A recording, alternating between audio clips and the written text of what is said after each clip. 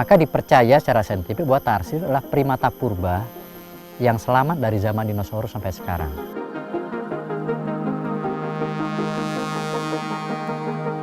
Karena proses tambang itu kan dia ngambil air dari sungai, terus dia nyedot dari tanah bawah, kemudian lewat meja pencucian, tailingnya masuk ke sungai langsung, tidak ada proses pembersihan segala macam. Itu yang nggak boleh. Itu yang menyebabkan pendangkalan. Nah, dan kemudian ekosistem juga rusak.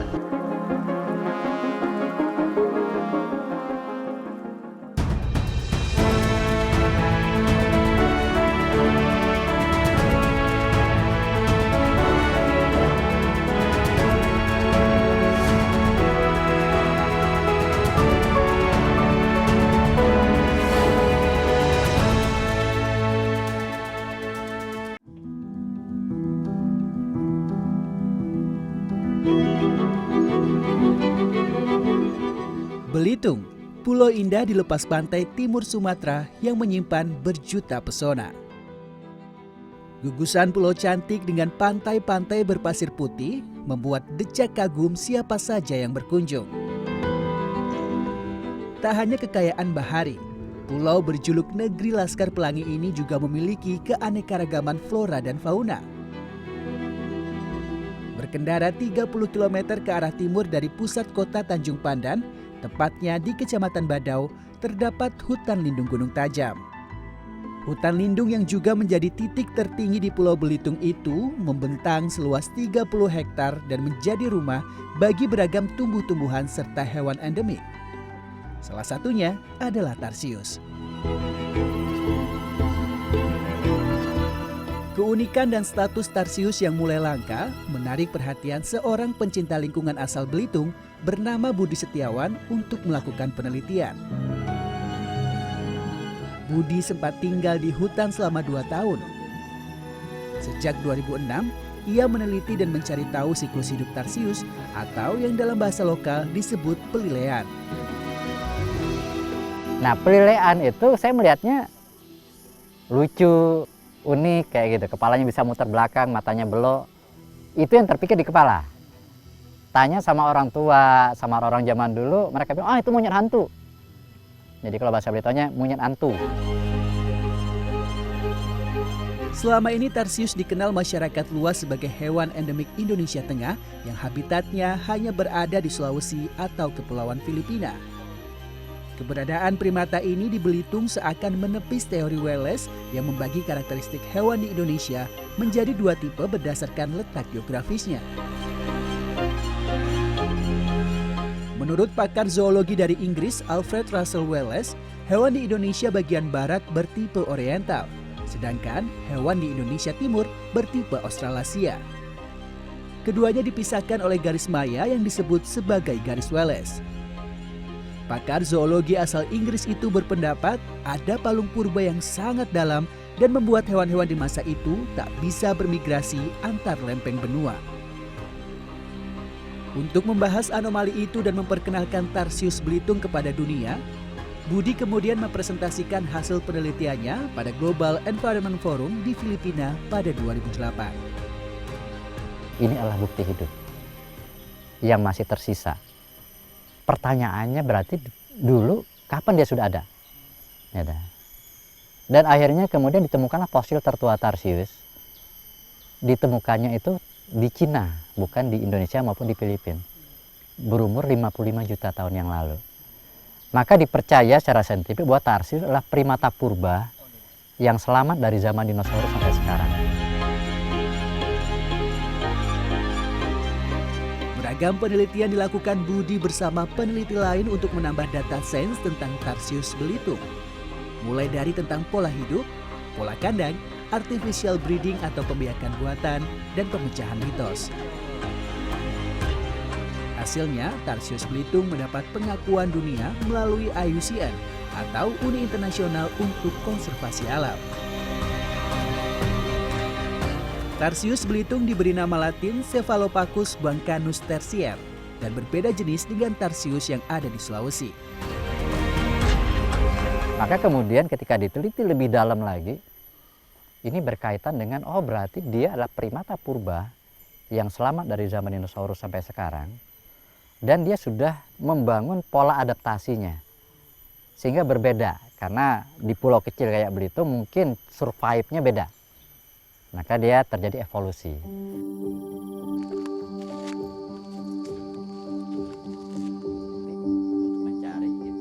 Budi mengajak saya melihat langsung tarsius di habitat aslinya, sekaligus menganalisa perbedaan tarsius yang ada di Belitung dan Sulawesi.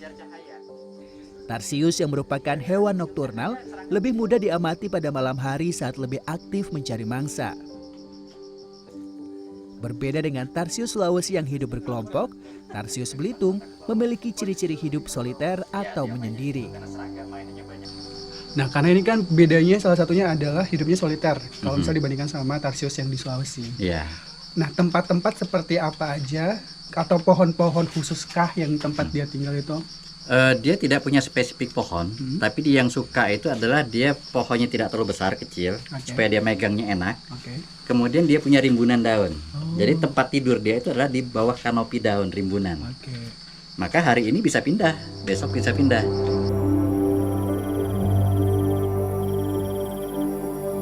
Makanan utama tarsius adalah serangga atau reptil kecil yang ada di permukaan tanah.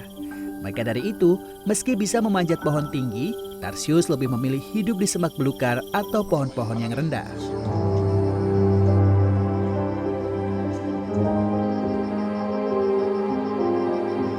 Dari segi fisik, tarsius Belitung memiliki ukuran kepala yang lebih proporsional dengan badannya, berbeda dengan tarsius Sulawesi yang memiliki kepala lebih besar. Warna tarsius Belitung pun lebih cerah. Tarsius Belitung tak bersuara. Ia berkomunikasi dengan gelombang ultrasonik. Saat ia berkomunikasi dapat ditandai dari telinganya yang bergerak. Bantalan di ujung-ujung jari kakinya membuat ia bisa melompat hingga 4 meter untuk mencari mangsa.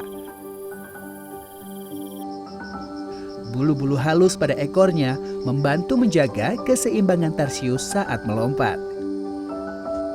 Uniknya, karena tak bisa melirik, tarsius memantau kondisi sekitar dengan memutar kepalanya hingga 360 derajat atau berputar sempurna.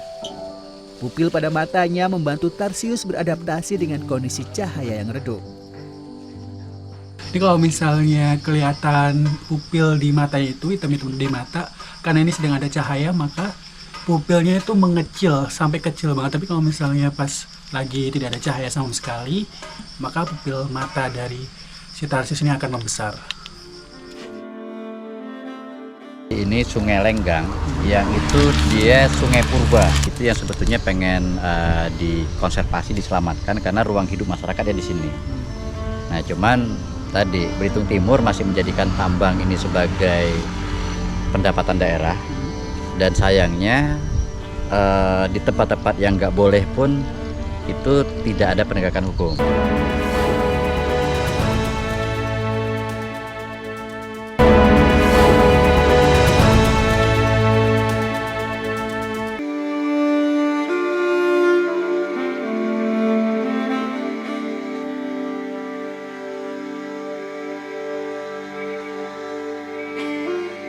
Bagi masyarakat lokal, pelilaian atau tarsius dianggap sebagai hewan pembawa sial. Hal itu membuat primata bermata besar ini kerap diburu. Rusaknya habitat tarsius karena alih fungsi hutan menjadi daerah tambang dan perkebunan sawit menambah panjang deret penyebab tarsius terancam punah. Jadi mitosnya pelilian itu adalah pembawa sial, monyet hantu. Kalau dikencingin maka nanti akan botak, akan mati. Gitu. Nah, itu yang terjadi. Kenapa populasi menurun? Pertama, hilang habitat alami. Jadi sawit, jadi tambang, jadi pemukiman, jadi kebun. Yang kedua tadi karena mitos, bahwa dia monyet hantu, dia pembawa sial. Jadi kalau orang ketemu tarsius maka ada istilahnya buang pelor. Ditembak tapi bukan buat diambil. Jadi hanya untuk mematikan dia, hanya untuk lepas dari kesialan. Saat ini, populasi tarsius di Belitung diperkirakan tersisa sekitar 1.000 ekor saja. Hal itu membuat tarsius masuk dalam kategori hewan dilindungi. Menurut Uni Internasional untuk Konservasi Alam, tarsius dianggap rentan akan kepunahan atau vulnerable. Jadi populasi secara scientific research itu tahun 2008 bekerjasama dengan Dr. Indra Yustian dari Unsri itu melakukan pemetaan menghitung populasi. Jadi di sampling area primary forest, jadi hutan yang masih lestari di Gunung Tajam, pohonnya gede-gede, tajuknya tinggi, areal jelajah 10 hektar, itu ditemukan ada sekitar 22 ekor. Kemudian di hutan sekunder, bekas kebun lada, dia ditinggal tumbuh lagi jadi belukar, areal sama 10 hektar, ditemukan ada sekitar 40-an, 46 pada waktu itu. Untuk itu, Budi Setiawan merintis Taman Wisata Alam Batu Mentas dan Tarsius Sanctuary di zona penyangga hutan lindung Gunung Tajam. Tapi kalau telinga gerak-gerak, gini-gini. Di tempat itu, Budi memberikan edukasi bagi siapa saja masyarakat yang berkunjung agar lebih sadar akan status tarsius yang terancam punah. Harapannya, masyarakat tak lagi menganggap tarsius sebagai monyet hantu dan memburu mereka. Taman Wisata Alam Batu Mentas dan Tarsius Sanctuary juga digunakan Budi sebagai tempat pengawasan agar tak terjadi pembalakan hutan yang dapat merusak habitat tarsius. Kenapa saya dalimi ini? Karena untuk melakukan perlawanan saya berpikir perlu ada sebuah daya tarik yang dia punya kualitas bisa menarik atensi dunia. Jadi kalau hanya cerita nggak boleh nebang, itu terlalu dangkal. Saya yang ditebang masyarakat, kan gitu. Nah, tapi ketika bicara ketemu dengan seekor tarsius yang dia ternyata langka di dunia, dan di Belitung ini belum terdaftar di Badan Dunia IUCN, wah ini menarik.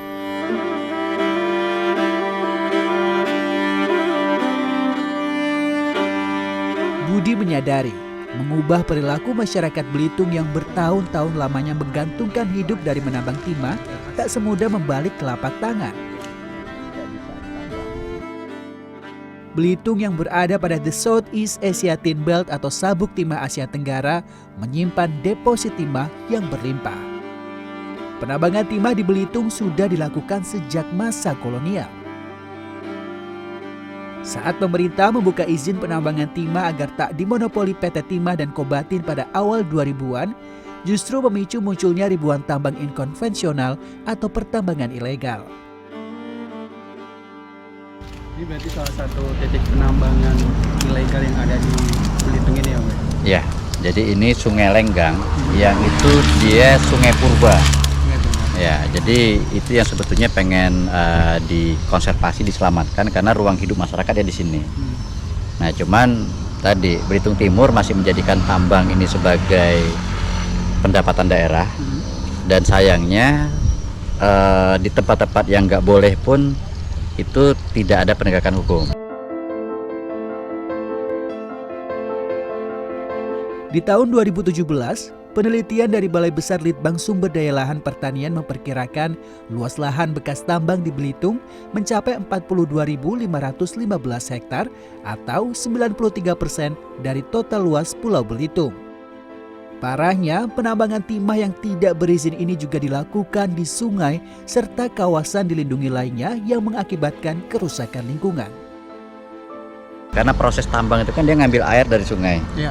Terus dia nyedot dari tanah bawah. Kemudian lewat meja pencucian, tailingnya masuk ke sungai langsung. Tidak ada proses pembersihan segala macam. Nah, itu yang nggak boleh. Itu yang menyebabkan pendangkalan. Pendangkalan. Nah, dan kemudian ekosistem juga rusak. Puluhan lubang tambang menganga di badan Sungai Lenggang menjadi bahaya bagi kehidupan ekosistem di sekitarnya. Endapan tailing atau limbah sisa tambang juga mencipta sebuah delta tandus yang menyebabkan pendangkalan dan berpotensi menjadi penyebab banjir bandang. Pertama ya, yang rusaknya sekarang habitatnya kan, kita ya selama ini kan terkenalnya cempedi, terus yang ikan lain, tapi karena sekarang lah ditambang seperti ini, kayak inilah sempat kawan-kawan nambang ada di tengah situ kemarin. Cuman kita berusaha jangan sampai hilang, karena fungsi pulau ini sebenarnya untuk memecah arus. Bukan untuk hiasan atau apa, bukan, cuma untuk pemecah arus. Karena kalau tidak ada pulau ini, itu yang akan diterjang mereka di sebelah sini.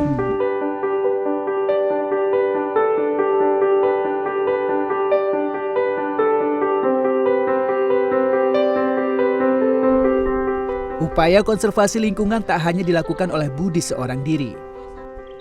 Ia mengajak banyak komunitas adat untuk ikut menolak pertambangan timah di kawasan hutan dan sungai.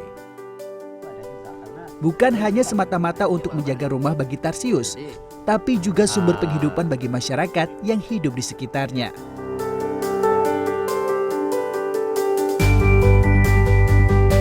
Untuk memberikan alternatif ekonomi selain menambang timah, Budi mendampingi masyarakat mengelola alam dan kearifan budaya lokal untuk dijadikan daya tarik wisata. Mindset selama ini karena ratusan tahun oleh timah, maka semua berpikir bahwa kita hidupnya dari tambang. Nah, jadi kita coba membangun mindset, ada kok bisnis yang ramah lingkungan, banyak banget. Nah, kita tuh tahu, istilahnya kalau zaman dulu itu kan tambang itu istilahnya harus dicek dulu. Dicek dulu di mana ada tambang, ada mineral timah misalnya, baru di situ ditambang. Nah, kalau sekarang sudah masyarakat yang bergerak, mungkin dia tidak memandang itu. Dia tidak mau tahu istilahnya ada apa enggak dihantam. Nah, makanya kami dari sini, dari kelompok ini setelah kami putuskan untuk membuat objek wisata ini supaya dapat melindungi itu. Kawasan Tebat Rasau di aliran Sungai Lenggang misalnya. Di tempat ini dipercaya dilintasi Sungai Purba yang memiliki kedalaman hingga 12 meter. Pengunjung dapat berwisata dengan mengayuh sampan tradisional untuk menyusurinya. Beragam tanaman di kanan kiri sungai serta ikan-ikan yang bisa ditangkap dan langsung dikonsumsi menjadi daya tarik tersendiri. Kenapa dinamakan Sungai Purba tadi? Kalau misalnya di bagian di wilayah sungai ini ada aliran yang sangat dalam, aliran sungainya gitu, dan terjadi dari rekahan bumi lah gitu, berdasarkan penelitian BP kemarin kan. Dari jenis-jenis ikan yang ada di sini tuh sangat banyak sekali. Misalnya salah satu contoh ada arwana, ada cana misalnya kan, ada ikan-ikan itu, dan ikan-ikan kecil lain yang endemik di sini cukup banyak gitu. Mending Mika berhenti sekarang daripada urusan ini Mika sampai polisi. Nah, kami ketika membangun Kepayang Conservation Resort, jadi kita ada terumbu karang di situ, ada konservasi penyu segala macam. Itu tahun 2016 fasilitas yang kita bangun itu dibakar, dihancurkan.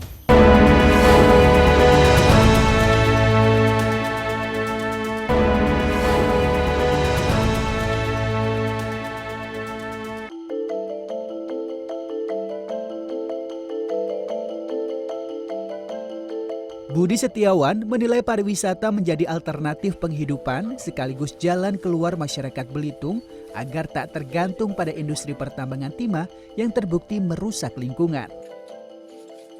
Ia berkeliling Belitung untuk mencari potensi-potensi terkecil dari sebuah kawasan yang bisa diubah menjadi daya tarik wisata. Desa Terong di Kecamatan Sijuk salah satunya. Sebuah lubang bekas tambang timah yang terbengkalai disulapnya menjadi area yang bisa menarik banyak devisa. Untuk kedalamannya itu pada saat itu 8-9 meter. Nah, karena sekarang sudah tergerus sama longsoran-longsoran dari tepi, itu kedalamannya sampai 6-7 meter. Paket-paket wisata yang ditawarkan lebih kepada mengajak pengunjung mengikuti keseharian warga desa seperti mencari ikan dan bercocok tanam. Pengunjung juga dikenalkan dengan tarian, kerajinan tangan, serta tata cara adat dalam kehidupan bermasyarakat di Belitung. Nah, kalau untuk berkaitan dengan desa wisata, kita menjadikan pariwisata itu nomor 2. Yang pertama itu kita tetap dengan pekerjaan utama kita, yang nelayan ataupun petani. Nah, jadi ketika ada pariwisata ini mereka mendapat tambahan dari sektor ekonomi. Dalam sebulan ada saja pengunjung yang datang, kisarannya 2 hingga 3 rombongan. Karena konsep berwisata yang ditawarkan adalah agroeduwisata, target dari pengunjung desa wisata Terong adalah pelajar dan mahasiswa. Sejak dijadikan desa wisata di tahun 2019, warga Desa Terong mendapatkan tambahan penghasilan yang cukup lumayan. Dan sekarang kan kalau jadi desa wisata kita banyak dikunjungi, jadi orang kan banyak ngelihat gitu tuh, oh gini ya kayak misalnya kalau untuk kita bertanam misalkan, dan juga kita dapat berbagi pengalaman kepada kawan-kawan yang mau bertanya. Boleh dikatakan alhamdulillah bertambah sih. Pertama kemasukan untuk dari paket wisata kan udah ada kan, udah ditentukan, jadi itulah nambahnya.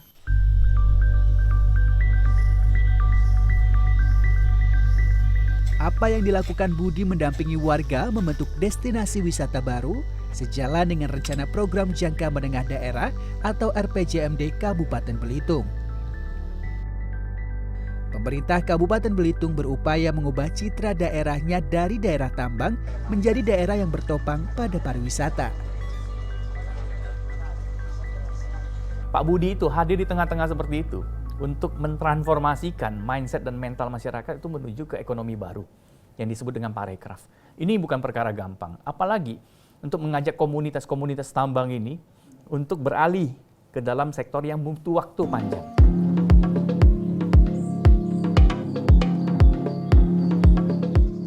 Namun, mengubah kebiasaan masyarakat tak semudah yang dibayangkan. Di tahun 2022, baru ada 300.000 wisatawan yang datang ke Belitung. Padahal letaknya cukup strategis karena hanya butuh 1 jam perjalanan menggunakan pesawat dari Jakarta. Belitung juga dekat dengan Singapura dan Malaysia. Di tahun 2022, kontribusi pendapatan daerah dari sektor pariwisata di Belitung hanya berkisar 15%. Budi menilai aturan yang tak tegas dari pemerintah daerah membuat pariwisata di Belitung hanya bisa dinikmati segelintir pemilik modal. Masyarakat lokal tak bisa mendapat kue dari geliat ekonomi yang ditimbulkan dari sektor pariwisata. Hal itu yang membuat masyarakat enggan beralih dari tambang ke pariwisata. Ketika mereka nggak boleh nambang, maka tentunya alternatif penghidupannya harus dikreat dong. Nah, ketika bicara pariwisata, oh kita kembangin pariwisata, maka mereka harusnya jadi pemilik bisnisnya dong. Tapi ketika kemudian ini dijual jadi pihak lain, mereka nggak boleh nambang, tempat wisatanya sudah dikuasai orang, nggak fair banget nih. Mending nih Kak berhenti sekarang daripada urusan ini Kak sampai polisi. Pil pahit pernah ditelan Budi saat pusat konservasi penyu dan pelatihan menyelam yang susah payah dirintisnya hancur, luluh lantak, dibakar oleh masa bayaran salah satu pemilik modal yang ia duga ingin mengklaim kepemilikan salah satu pulau di Belitung. Ia pun mendapat intimidasi dan dipukuli. Padahal, berdasarkan Undang-Undang Nomor 1 Tahun 2014, sudah jelas disebutkan bahwa pulau-pulau kecil dan pesisir tidak boleh diperjualbelikan. Nah, kami ketika membangun Kepayang Conservation Resort, jadi kita ada terumbu karang di situ, ada konservasi penyu segala macam. Itu tahun 2016 itu semua fasilitas yang kita bangun itu dibakar, dihancurkan. Ya. Nah, kenapa dihancurkan, dibakar?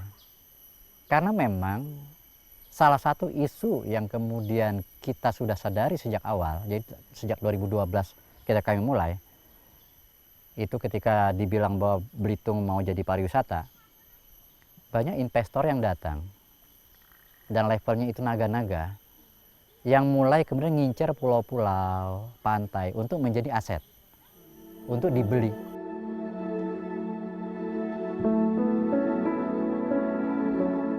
Kini Budi menginisiasi gerakan Fight for Dignity. Ia mengajak masyarakat lokal untuk bisa berperan sebagai pengelola wisata di daerahnya sendiri, khususnya dengan memanfaatkan apa yang ada pada alam dan adat kebiasaan setempat. Baginya, melestarikan tarsius bukan hanya menjaga primata purba warisan alam bumi Belitung, tapi juga sebagai strategi melawan laku penambang yang merusak lingkungan, juga pemilik modal yang tamak dan ingin menguasai pulau-pulau cantik di Belitung menjadi hanya milik sekelompok orang. Ketika pemerintah bilang, oke kita pindah ya dari tambang ke pariwisata. Tentunya yang dikembangkan pertama adalah pulau yang cantik, laut yang sehat, segala macam terumbu karang yang keren. Dan itu adalah karena masyarakat jagain itu kan. Kita bagaimana kemudian merebut ruang, mengangkat masyarakat naik menjadi pemilik bisnis, tapi juga dengan betul-betul meningkatkan kualitas pelayanan, tata kelola, manajemen, bisnis modelnya. Nah, gerakan ini yang sebetulnya kita sedang lakukan di seluruh Indonesia, bukan hanya di Belitung. Belitung ini hanya menjadi sebuah model.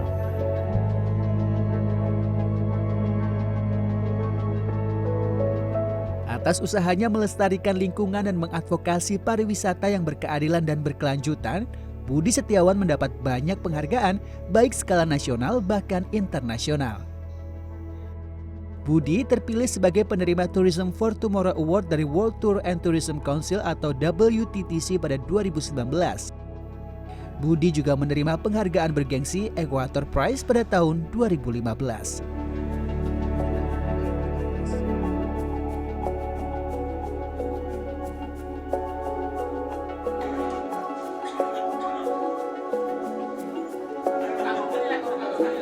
Bagi masyarakat, nggak semuanya itu diukur sama duit. Jadi berhasil itu bukan berarti Rp1 kemudian jadi berapa rupiah. Bagi masyarakat terkadang mereka dengan kehidupan yang secara ekonomi mungkin di kantongnya nggak banyak, tapi dia bahagia, dia senyum, dia itu namanya value of life, priceless. Nah ini standarnya adalah dignity, pride.